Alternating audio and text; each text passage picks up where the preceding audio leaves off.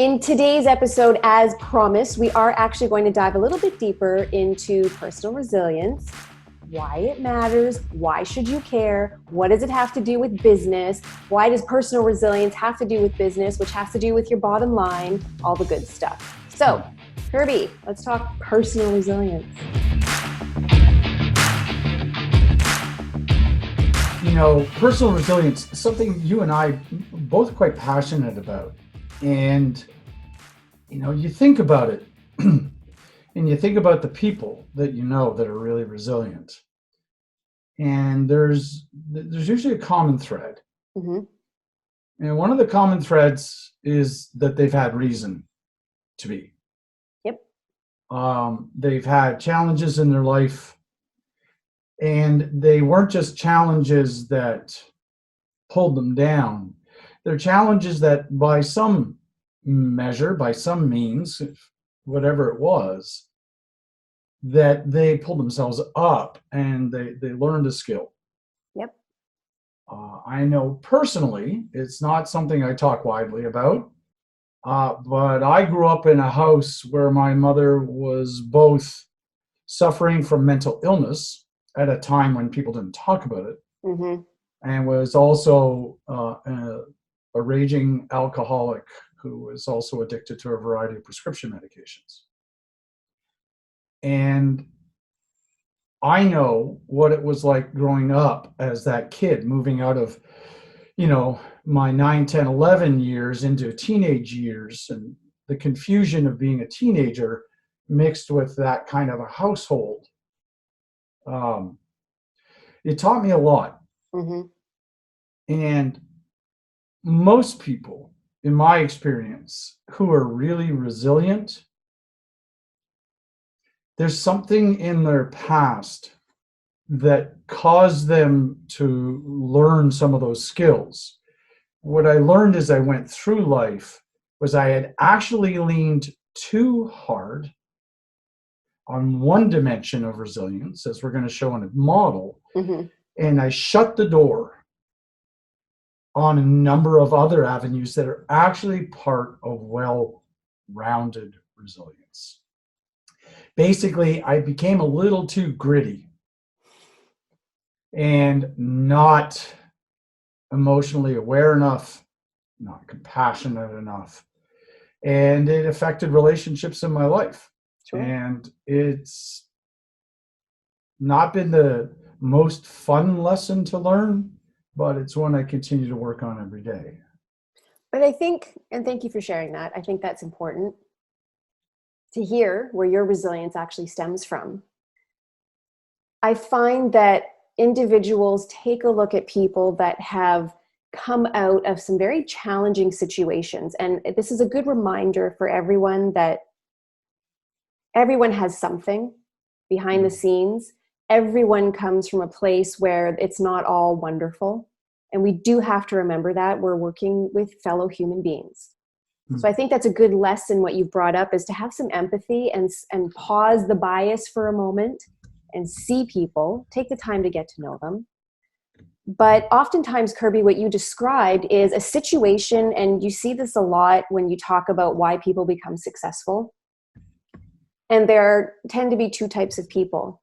The ones that grow from a difficult situation and build that resilience, and the ones that let that situation completely dominate their life and freeze them in a place where they're unable to move past without help or without the desire to. You know, it's very true, because I look at people, and there's a number of people I follow, say, on Instagram. I don't know them. I get a picture of them. One of my favorite ones is Lindsey Vonn, arguably the world's greatest female ski racer.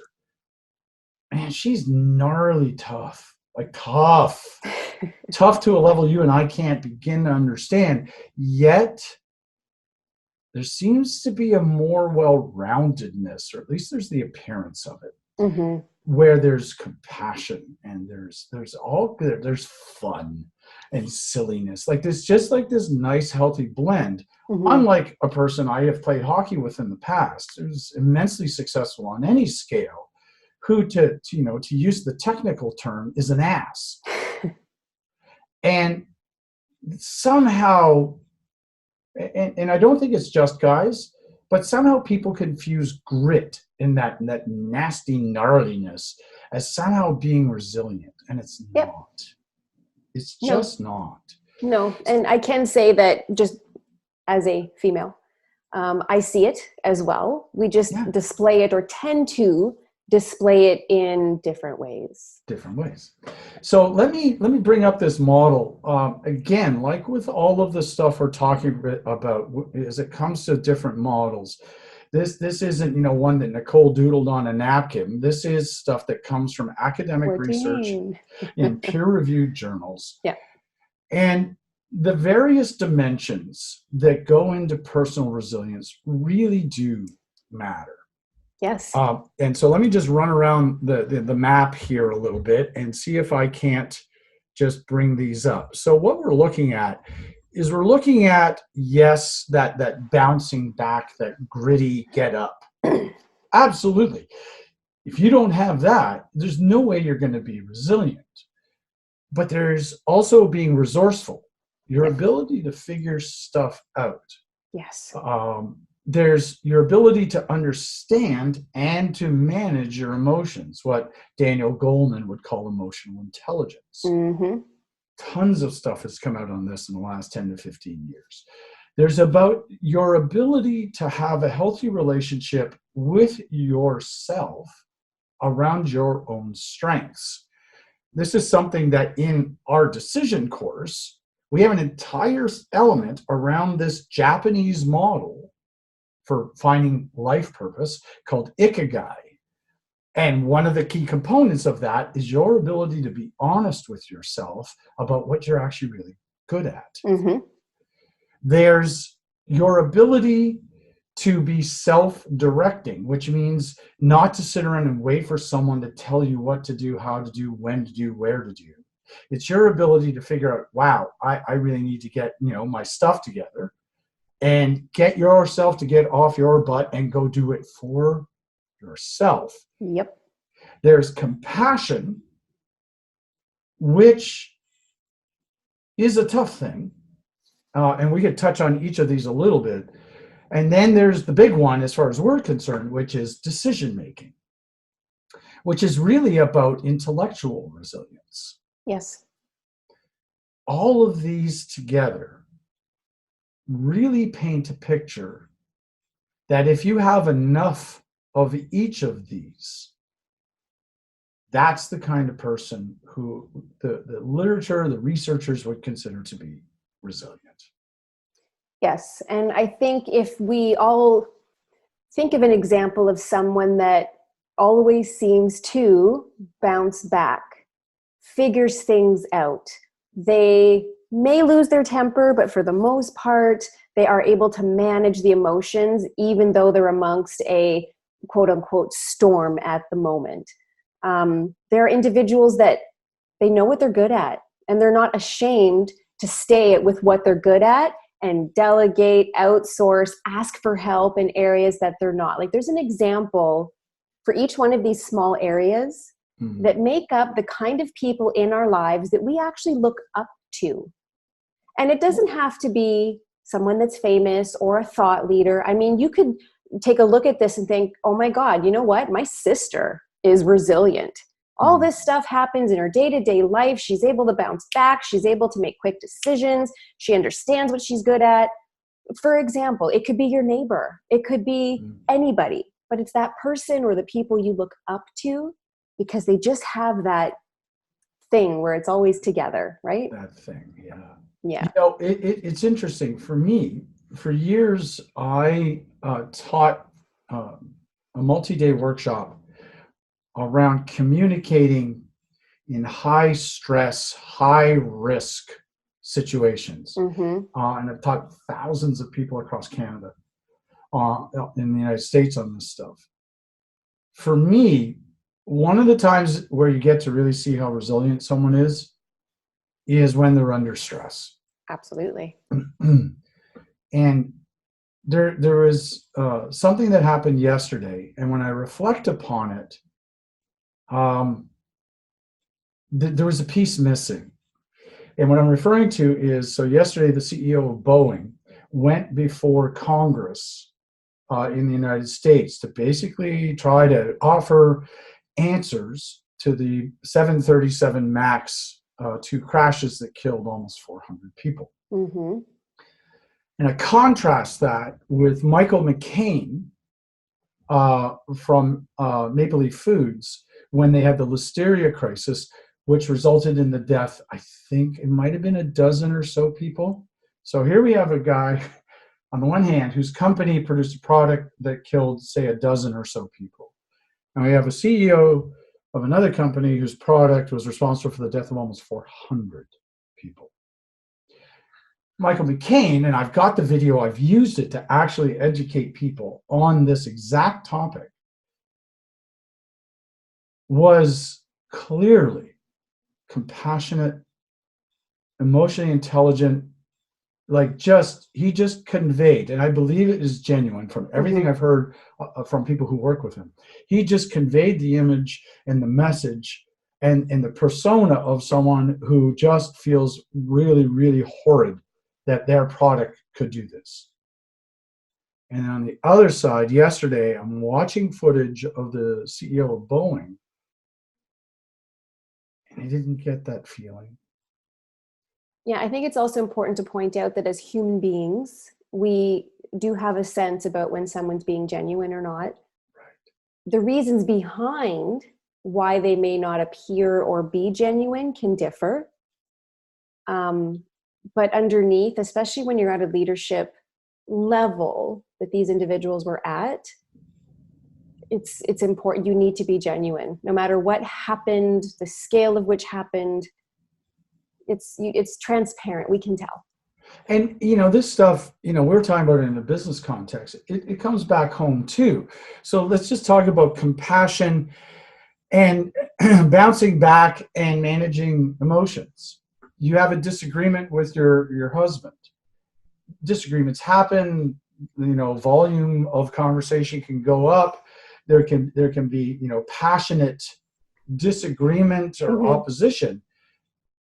And because you're resilient and because you know what you want, which is you really want to have just this lifelong great relationship, you'd be resourceful enough and resilient enough to come back and apologize, to find a way absolutely. to keep moving things forward. That has a role at work too. Of course. And this notion that resilience is grit is wrong. This notion that resilience is weakness is so out to lunch. And more importantly, the notion that resilience is a key component, as this doodle behind me shows, it's a key component of business success, is that your people can be nurtured to make them more personally resilient. Because when things go sideways at work, and they always go sideways at work, the rage monster cannot constantly emerge out of the boss's office, because we know the consequences, and the consequences will impact business resilience, they will impact the culture, and they're going to impact the business performance.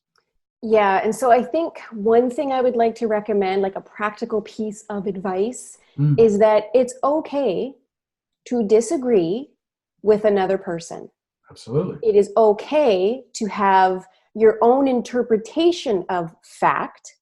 However, what is not okay is, like you said, to have an overly emotional response, like it's a personal attack on you. And it's also not okay to have a disagreement and then walk away writing off the other person because they don't think exactly the same way as you. You can disagree and still work together. This, we're dangerously tiptoeing towards the current political environment around the world. Yeah. But this intolerance that we see and hear more of around the world, first and foremost, is a pattern that we have seen in history before, and it's not a good pattern. And secondly, for me, as I look at the model of resilience that we've brought to the forefront, what it's immediately showing me is there's a lack of compassion.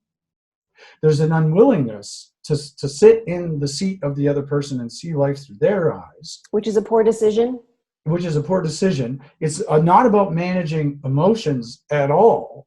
And it's not about being resourceful. If you and I sat across a political divide, if the only thing we've got are rocks, arrows, and insults, there's no way that divide gets smaller. No. And it's being resilient enough to hear and interact, not just allow the person to speak. It's that ability to hear and interact is where there's real evidence of resilience. Yeah, and I think, excuse me, I think there is actually some validity to pointing out here where emotional intelligence actually ties in, because we did speak about emotional intelligence and resilience. Mm-hmm. I'm going to use you and I as an example. Sure. So there have been times where you and I heatedly disagree with one another, or we just can't see what the other one is saying or where the other one's coming from. And what I think is important is being, I'm going to pat us on the back for a second, but we've worked hard at this. So yes, I am going to. We've worked very hard at this. It is okay for us to feel that emotion come up and understand that we're just not seeing eye to eye and we need to figure this out. But it's the mindset going in that, okay, we're not seeing eye to eye. We're totally disagreeing. You're super passionate right now, so I'm missing something. I'm getting heated and passionate, and you're seeing that, so you're missing something. The piece that a lot of people actually come up against and stop is they don't stick with it. And they don't stick with that conversation and different ways of talking and figuring out what's going on. And then know that 5 minutes later, you're going to walk away, you're going to have a better understanding, and there's no there's no animosity. I'm not like, well, Kirby didn't listen to me and he didn't hear, like, you move past it. And this is something that's missing in organizations today. And for me, that comes down to, it's almost not described in this model, but it comes down to this core, which is resilient people, I find, are at their heart of hearts, they're courageously passionate, which is they're passionate and yet they're willing to take a chance. And they're willing to take a chance because they know they can bounce back. They know they're resourceful. Yes. They can exhibit compassion and all these other things, but they don't see that kind of like discussion, debate, argument that you've described that we can have at times, but they don't see it as a threat. Yes, they want it to work. Well, that goes into business resilience, which is, what we're going to talk about in another episode. But it's very, very much that if we just work within personal resilience, they don't see the world as an unending attack on their ego and their sense of self-worth. Yep. You can disagree with me and I can still be resilient. You can say, I don't want to see you again. I'd be sad, but it's not going to affect how resilient I am per se. Because my resilience is mine and it's mine to manage. And I, no disrespect, I don't need you to be resilient. Of course. But I feel a lot more resilient working with you. And I think that's the thing. When you're personally resilient, the relationships you have in your life, because yes, there's personal relationships, your spouse, your children, your parents, your family. There's the business relationships as well. Absolutely. And I'm not saying everyone has to love each other and be fake about it, because that shows up in the OCI tool and we can see it. But it does mean that you have a mutual respect and understanding for other human beings.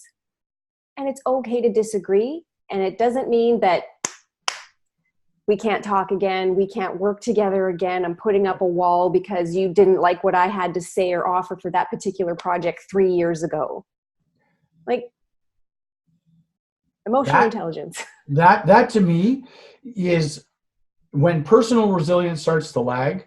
That's when you start to see the rise of niches, cliques, and silos. Yep. Gossip.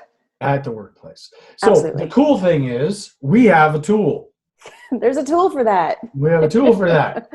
And the tool we have for that is on our justmethod.ca website, where we have an academically peer-reviewed, tested, quick 10 or 12 question resilience questionnaire Yeah. that will help you understand just how resilient you are and give you insights into where you might want to improve it, such as decision making. There you go. Wonderful. So Kirby, in terms of the personal resilience ecosystem, is there anything else you'd like to add before we close off for today? Well, I think one of the more pragmatic places that people can work, because I mean, to me, when I look at all of these different parts of the model, they all still remain a little bit nebulous. And for some people, you can read 50 emails and web pages a day about how to be more mindful. And it's all true and it's all great and it's all achievable. If you want to get practical and you want to dive into making yourself more resilient right away, I think decision making is one of the best places to go. Yeah, fair enough. And if you are interested in our decision-making course, there's a place where you can sign up for the wait list for when it opens up, which is actually very soon. So you can find that at justmethod.ca as well. And of course, as we move forward, we'll be informing everyone of what we do have available and coming up. But good point. Figure out what your score is in personal resilience, where you are at the moment, and then check out decision making. Right. The core, the heart of all things. Wonderful. So for this week, it's been a pleasure meeting you, seeing you. As always, I'm Kirby James, along with Nicole. And do not forget, everyone, to like and subscribe to the channel. And please leave your comments below. We love to hear your feedback. If you're leaving it on LinkedIn, that's great. If you're emailing it to us, that's great. But you can also leave it here on the channel. Till next time.